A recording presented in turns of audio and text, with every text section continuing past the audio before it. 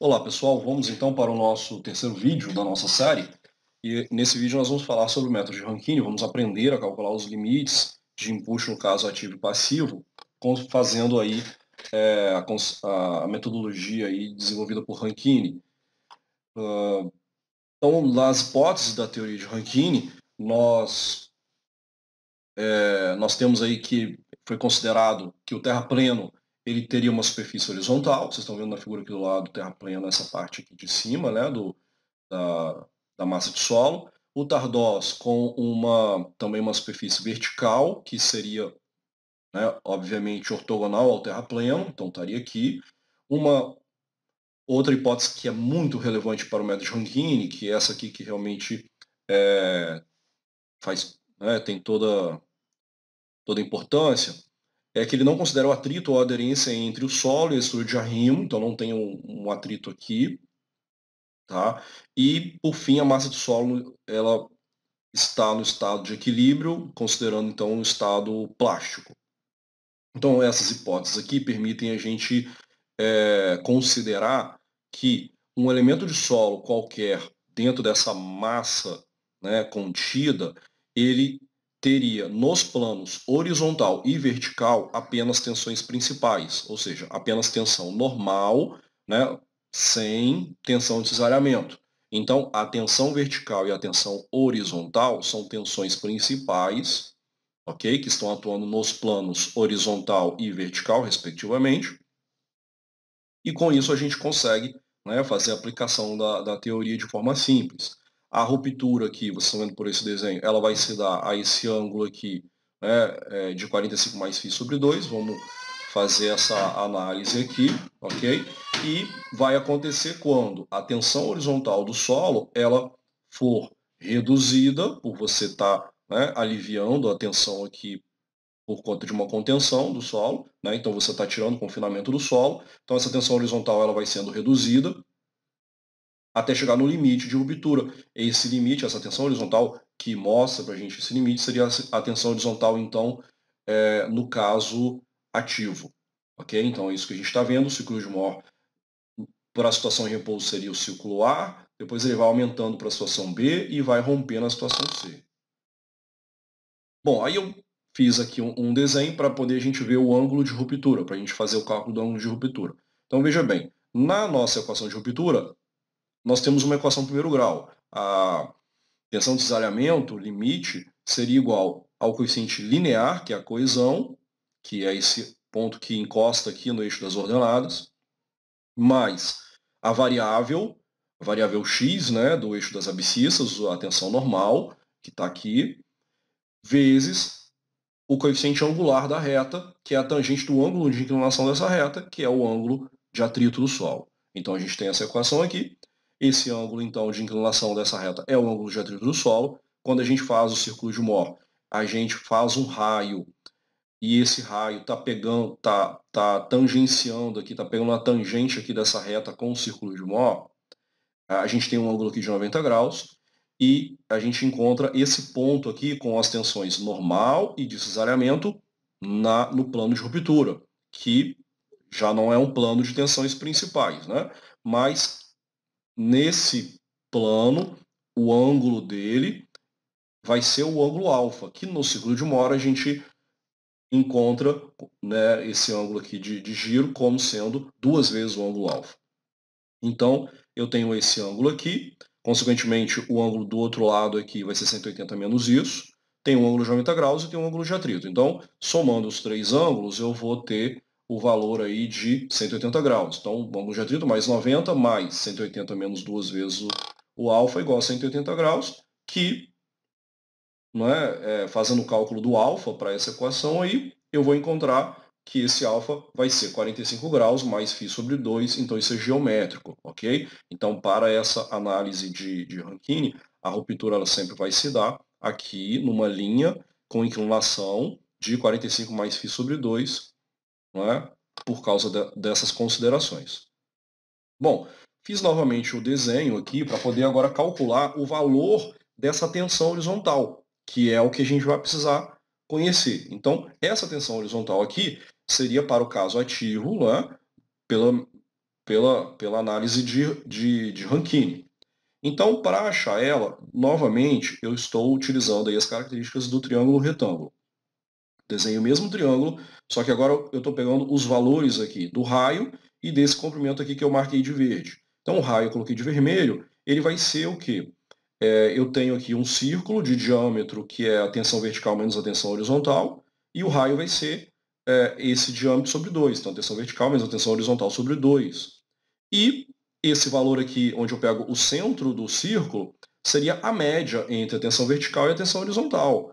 Então seria a tensão vertical mais a tensão horizontal sobre 2, então é a média. E aí eu tenho mais esse trechinho aqui, né, de verde que eu coloquei aqui, essa parte aqui. Eu conheço aqui o coeficiente linear, que é a coesão. Eu sei que esse ângulo é o ângulo de atrito, então eu sei que esse trecho aqui, o que é tangente do ângulo de atrito é igual a coesão sobre esse trecho. Ou seja, o valor da medida desse trecho, então vai ser a coesão dividido pela tangente do ângulo de atrito. Então eu somando esses dois valores, me dá essa linha aqui do triângulo verde, e tenho essa linha vermelha, e aí eu sei que o seno do ângulo de atrito é esse valor aqui de vermelho, que é o cateto oposto, sobre a hipotenusa, que é esse valor aqui de verde. Então eu montei a equação, até botei aqui de vermelho e de verde para poder ficar fácil aí o entendimento. Tá? E aí, fazendo as contas, simplificando a equação, jogando a tensão horizontal para um lado e os outros valores para o outro, para a gente chegar, né, nessa conta, a gente, né, chega aí numa equação que eu acabei de apresentar, que diz que a tensão horizontal vai ser igual a 1 menos o seno do ângulo de atrito sobre 1 mais o seno do ângulo de atrito multiplicado pela tensão vertical, menos 2 vezes a coesão, vezes raiz quadrada de 1 menos o seno do ângulo de atrito sobre 1 mais o seno do ângulo de atrito. Então, esse valor de 1 menos o seno do ângulo de atrito sobre 1 mais o seno do ângulo de atrito, nós vamos chamar de coeficiente de empuxo no caso ativo, ok? Que,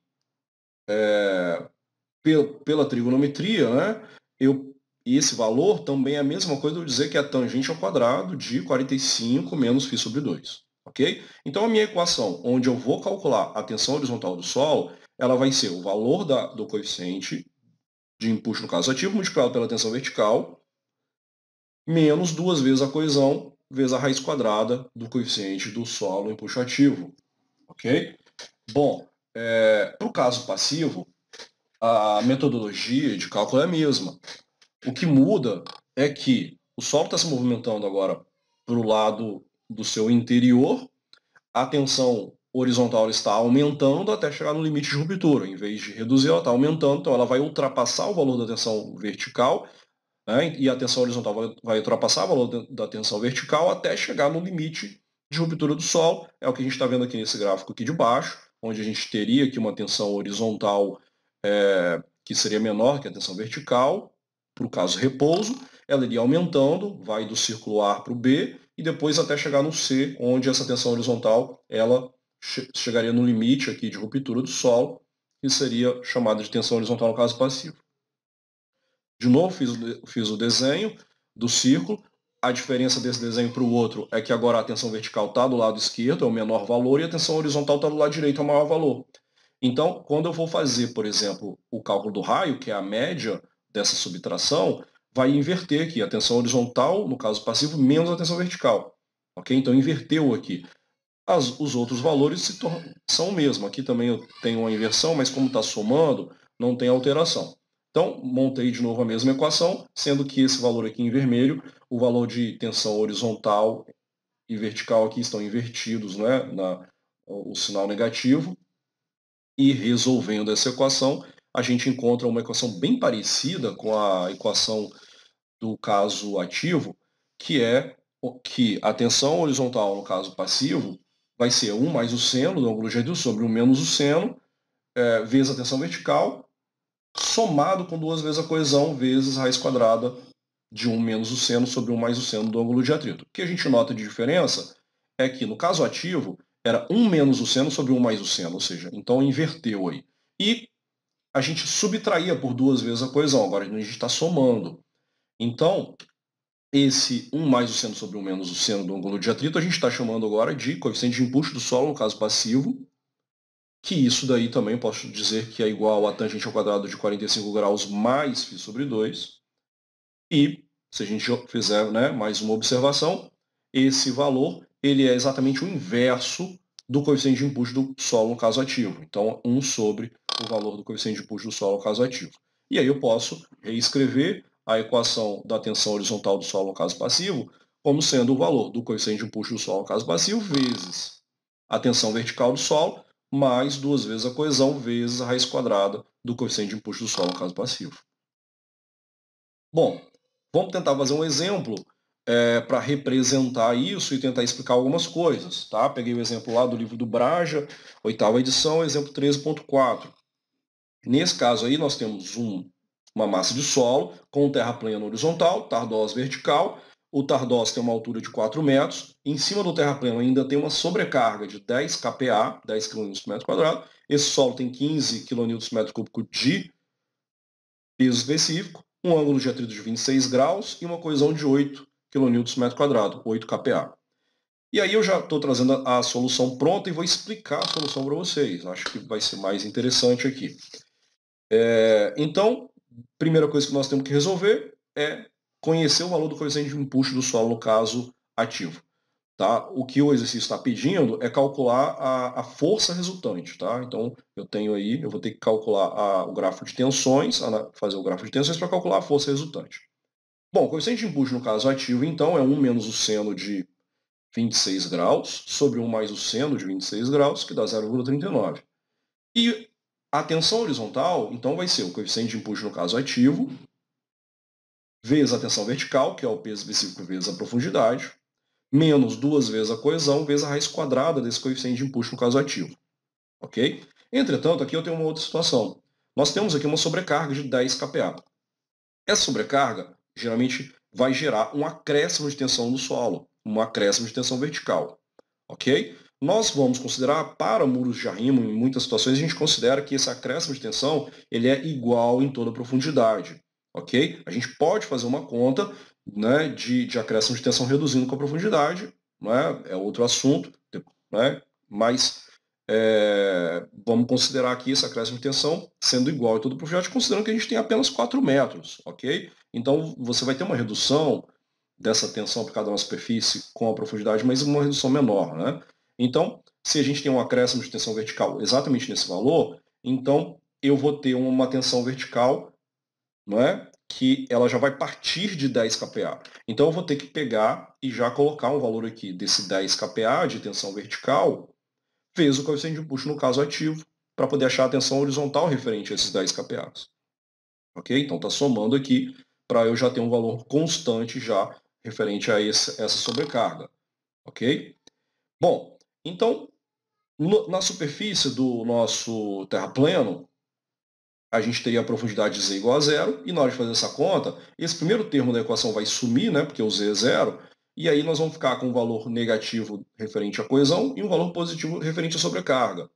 Nesse caso, o valor negativo está sendo maior do que o valor positivo, porque a coesão ela é relativamente significativa, ok? Para essa situação.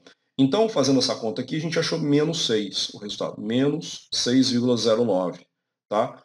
kPa. Então, eu coloquei aqui no gráfico, aqui, ó, vindo para o lado esquerdo, o valor de menos 6 kPa. Né? Esse gráfico eu peguei do livro e a resolução aqui eu mesmo fiz. Mas, para poder não ter que desenhar, peguei já direto lá do livro. Bom, peguei esse valor aqui e depois calculei a tensão horizontal do solo na profundidade aqui de 4 metros, tá? Descendo todo o tardós. Então, para z igual a 4 metros, agora esse valor de z vai ser 4, então esse valor aqui não vai ser mais zero. E aí, fazendo essa conta, a gente acha o valor de 17,334, ou 17,3, ok? Bom, a gente vê que aqui eu tenho um valor positivo de tensão horizontal e em cima tem um valor negativo. Quando isso acontece, em algum momento nós vamos ter o valor de tensão horizontal igual a zero. A gente pode calcular esse valor de z aqui por semelhança de triângulo, ok? Nós temos um triângulo que a gente conhece um lado, temos outro triângulo que a gente conhece o outro lado, então a gente calcula, né? A gente sabe que essa vertical aqui, z, mais essa outra aqui dá 4 metros, então a gente calcula esse z aqui que dá 1,04. Ou então, eu tenho essa equação aqui, que eu montei para calcular a tensão horizontal, vou colocar o valor da tensão horizontal igual a zero, e aí a minha variável vai passar a ser o z. E aí foi isso que eu fiz aqui. Então o Z ficou sendo a 2 vezes coesão raiz quadrada de coeficiente de empuxo ativo menos o coeficiente de empuxo ativo vezes a sobrecarga dividido pelo coeficiente de empuxo ativo vezes o peso específico. Então, fazendo essa conta aqui, eu achei o valor de 1,04, ok? Que é essa profundidade aqui. Então, significa que a 1,04 metro da superfície, né, de cima para baixo, eu vou chegar num ponto onde, teoricamente, ali a tensão horizontal ela vai zerar, ela vai ser zero. Ok? E daí para cima, eu tenho valores que, no meu cálculo, está dando negativo. Ok? Então, está dando negativo significa que o solo está puxando a contenção? Pois é, né? Então a gente não considera isso, que o solo está puxando a contenção. E vai existir nesse solo trincas de tração, ok? Trincas de tração do solo, né? E aí esse material a gente vai desconsiderar ele, essa parte aí desse triângulo negativo nós vamos desconsiderar. E vamos calcular apenas o triângulo de baixo. Tá? Então o triângulo de baixo ele vai ter uma altura de 2,96. É só eu pegar 4 menos 1,04 vai dar 2,96. Ok? Aqui fazendo a conta então da força resultante que está atuando nesse triângulo aqui, é só pegar a tensão aqui, multiplicar pela altura do triângulo, ok? E dividir por 2 para poder achar a área do triângulo. Né? Então um lado vezes o outro, dividido por 2 vai dar a área do triângulo.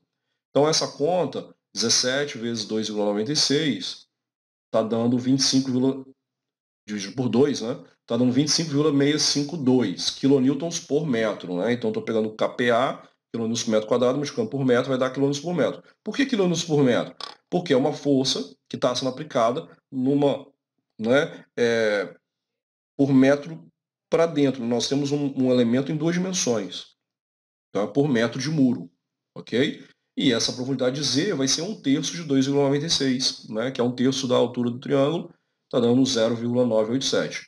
Resumindo isso aí, nós desconsideramos essa parte de cima, fizemos apenas a consideração desse triângulo aqui que eu pintei de vermelho, que está dando uma força resultante, referente a esse gráfico de tensão, de 25,652 kN por metro, aplicada a uma altura da base, da parte da base ali do Tardós, de 0,987 metros. Bom, gente, se você gostou, se inscreve, curte, compartilha aí com os amigos e vamos para a próxima.